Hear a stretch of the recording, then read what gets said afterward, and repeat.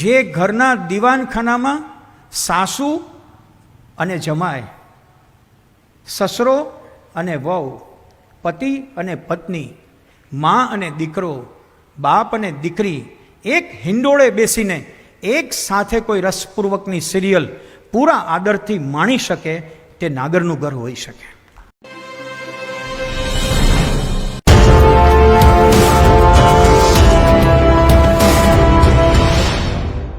ધારાનો અર્થ એવો લખ્યો છે ભીખુદાનભાઈ કે કોઈ માણસને પોતાની રાજી ખુશીથી કાનની બૂટ પકડીને સંમત થવાનું મન થાય એવી વાત એ ધારા છે. રાજી ખુશીથી કાનની બૂટ પકડું, આપણે એમ કહીએ ને કે કબૂલ, પણ રાજી ખુશીથી. આ રાજી ખુશીનો અર્થ એવો છે કે જોર જુલમી નથી, જ્ઞાતિ બંધન છે, પણ જ્ઞાતિમાંથી બહાર નીકળીને તમે જ્યારે એક વિચારને બહુ મોટો થતો જોયો, એ વિચાર એવો બન્યો જેમાં બે બાબત બની, જેમાં વ્યક્તિ મટીને એ વ્યાપકનો વિચાર બન્યો અને સ્વ મટીને એ સર્વનો વિચાર બન્યો. ત્યારે આ વ્યાપક અને સર્વ માટેની જે વિચાર હતો તે વિચારધારા બની ગઈ. હવે આ નાગર એક વિચારધારા કેમ છે? પ્રિય બાપુના મનમાં બહુ સ્પષ્ટ છે કે નાગર એટલે નરસિંહ, નરસિંહ એટલે વૈષ્ણવજન, અને વૈષ્ણવજન એટલે પેલી 18 અધ્યાયવાળી ગીતા. એ પ્રમાણે જે કોઈ જીવે, જે કોઈ આચરણમાં મૂકવાનો પ્રયાસ કરે, સંપૂર્ણતા કાયમ આપણને મળવાની નથી. ઉમાશંકરભાઈ તો એવું યાચે છે, સંપૂર્ણતા હુંથી પરી રહો સદા, આનંદ માગું હું અપૂર્ણતાનો, દમે દમે કંઈક થવા મથી રહું, મથામણોની ન મણા હજો મને. મથામણની મણા ના હોય સાહેબ. મહેન્દ્રભાઈએ કીધું કે જયંતિભાઈએ આટલી બધી શક્તિ લગાવી છે, પણ આ જયંતિભાઈને દર 2 વર્ષે આવી મથામણ કરવાની કેમ ઈચ્છા થાય છે? કદાચ ઉમાશંકરભાઈની વાત સાચી છે, મથામણોની ન મણા હજો મને, લિમિટ ન હજો, મથામણ રોજ થવી જોઈએ.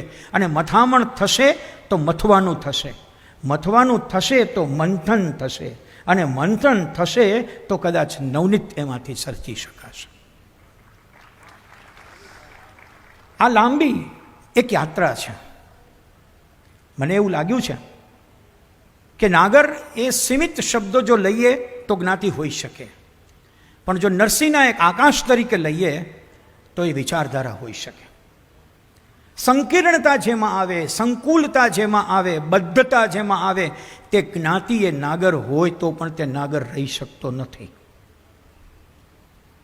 આમ થવું જ જોઈએ અને આમ ન થાય તો ન ચાલે, એ જે બોલે તે નાગર ન હોઈ શકે. આવું હું કહું છું એવું જરૂરી નથી. હમણાં જ પૂજ્ય બાપુએ કુળ 71 તાર્યારે નામની પ્રદર્શનીનું ઉદ્ઘાટન કર્યું, અને એમાં અમે 71 એવા વ્યક્તિત્વો મૂક્યા છે કે જેના વિશે હું વાત કરવા બેસું તો ખાસો સમય લાગે, એટલે એવો સમય નથી લેવાનો. પણ કેટલીક લાક્ષણિકતાઓ જે ખરેખર નાગર જ્ઞાતિ સાથે જોડાયેલી છે, એ લાક્ષણિકતાઓ એવું સ્પર્શે છે કે એ બધી જ જ્ઞાતિને અપનાવવાનું મન થાય તેવી તો ચોક્કસ છે. કલમ, કડછી અને બરછીનું સામર્થ્ય, પાન, પાટિયું, પિતાંબર, પાટલો અને પંચાત. પંચાત જોઈએ છે. નાગરોની દરેક ઘરની અંદર એક હિંડોળા યુનિવર્સિટી ચાલતી જ હોય છે. આ હિંડોળા યુનિવર્સિટી ગુણવંત શાહનો શબ્દ છે. હિંડોળો ન હોય તો નાગરનું ઘર ન હોય.